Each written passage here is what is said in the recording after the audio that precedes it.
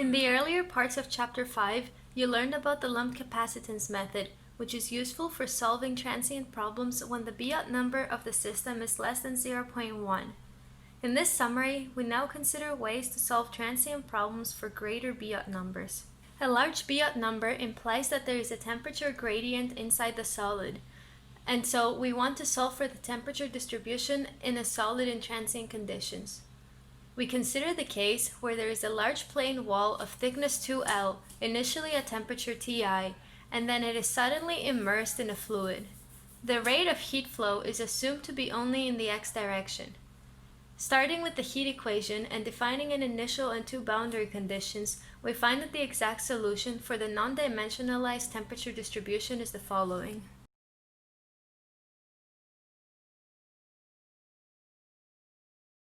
The infinite sum makes this equation difficult to solve, but we can make an approximation.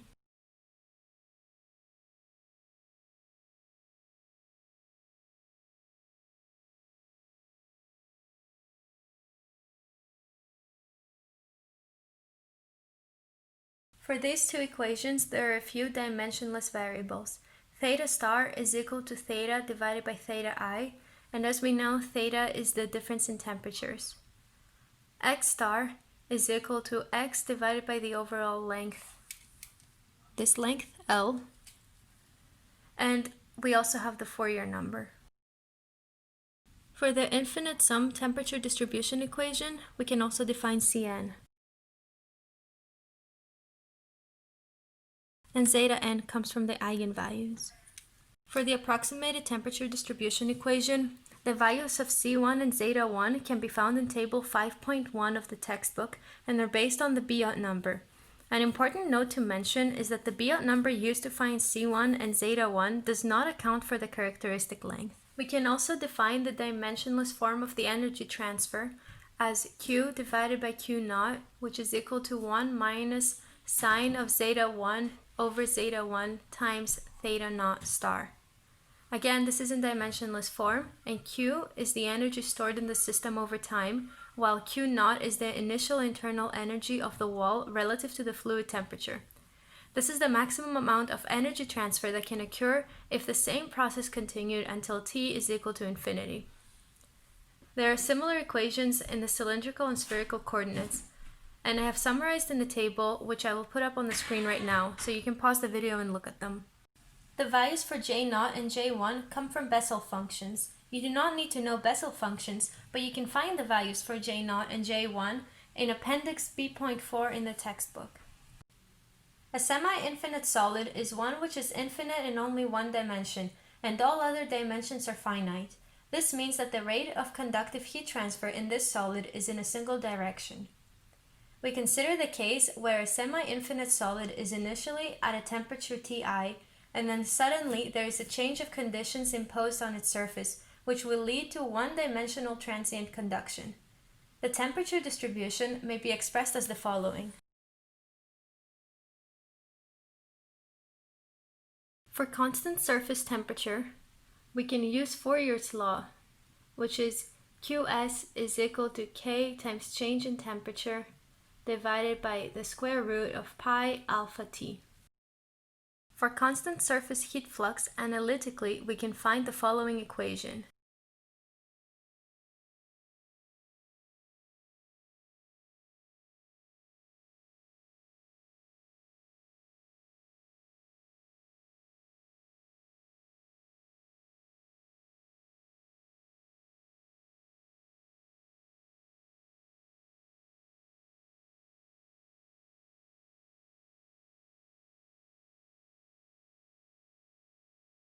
In the case of convection on the surface, the conductive heat flux is equal to the convective heat flux, and so we can write the following equation.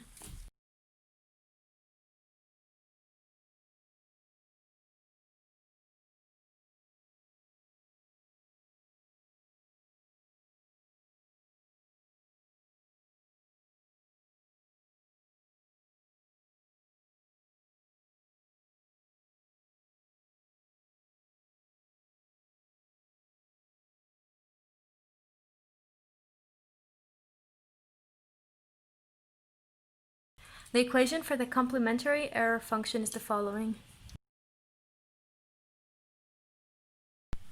Section 5.8 in the book goes over the exact solutions for the conditions described above, but in different geometries. For example, it considers the cases where the constant temperature condition is applied to an external surface versus in the interior of an object.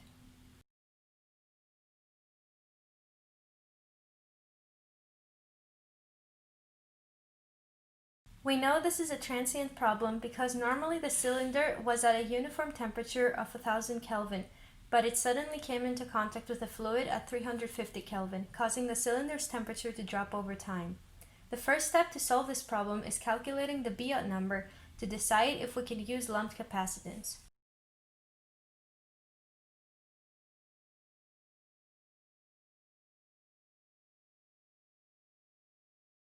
Notice that I am using the characteristic length for this Biot number here. Since the Biot number is greater than 0.1, we cannot assume lumped capacitance and must therefore use the transient time equations.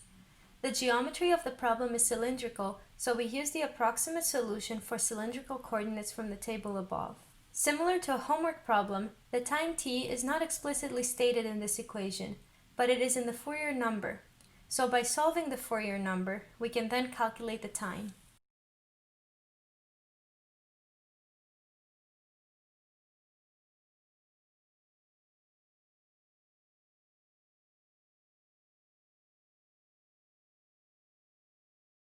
You can find C1 and zeta1 in the table in the book. And to find those, you need to calculate the Biot number without using the characteristic length. So in this case, the Biot number is going to be HR over K. So now you can find zeta1 is equal to 0.8882 radians and C1 is equal to 1.1019 from the table in the book. Next, we find J0 from Appendix B.4. You will need to interpolate between the two last rows to find J0 of zeta1, which is J0 of 0.888.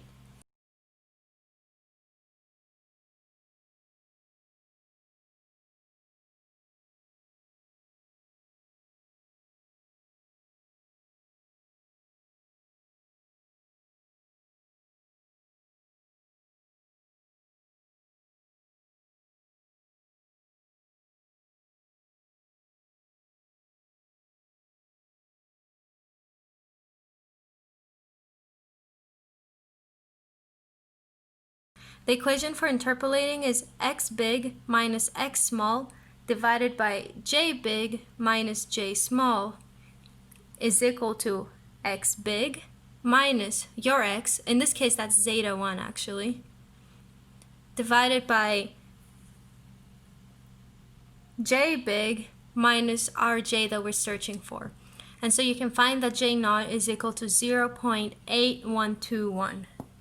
We now have almost everything we need to plug into the Fourier number equation. We just need to solve for theta star.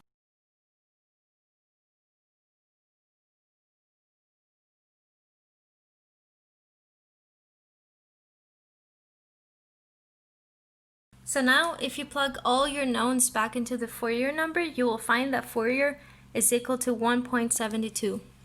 And we also know the other equation for Fourier number, which is alpha t divided by r squared. And so using this, we can solve for t.